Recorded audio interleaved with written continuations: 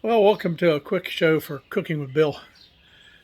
Trying a new coffee roaster today and picked it up on Amazon. It basically looks like a unit that you would stir popcorn in. Has an arm that rotates around. This one evidently came out of Europe or Japan because it's in centigrade. So you have to do a conversion. Typically, when you're doing coffee, you're at about 450 degrees, somewhere around there. And so we did 230 degrees Celsius. And within a little over 6 minutes, we got our first crack, which is when you start hearing it pop like popcorn. And once it starts cracking a lot, that's where you start watching it because it will start to darken up. Now, we put about a half a pound of coffee in this little thing, and it probably should put a little bit less. But, yeah, we just given it a shot.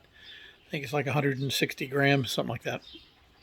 So then we let it run, and at about 12 and a half minutes, we turned off the heat, but let the spinner keep going.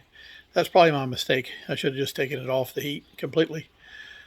But when we put it into the colander and shook it up, got a lot of chaff off of it. And so we've ended up some coffee. Now, when you do coffee and you roast it yourself, you typically aren't going to drink it the same day. It's a fallacy. A lot of people think, oh, fresh coffee right off the roaster. Now, it actually has to leach out a little bit. It's got some chemicals that are natural in the bean. They have to oxidize or actually expel out those gases. Otherwise, it'll give your coffee a little bit of a different flavor, somewhat not pleasant. So you let it sit for a day, 2-3 days. And at that point, the oils will start leaching out of the bean and you'll have a good cup of coffee.